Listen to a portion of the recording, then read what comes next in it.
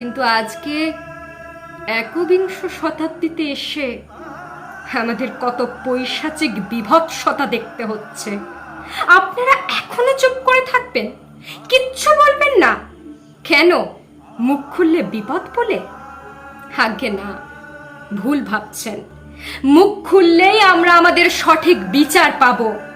বিচার পাবে সেই সকল নিষ্পাপ মেয়ে বা ছেলেরা যাদের বিনা অপরাধে মান সম্মান নিয়ে ছিনিমিনি খেলা হলো, হত্যা করা হলো তাদের।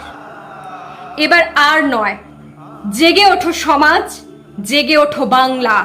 ভুলে যেও না, গণতন্ত্র তোমার হাতে।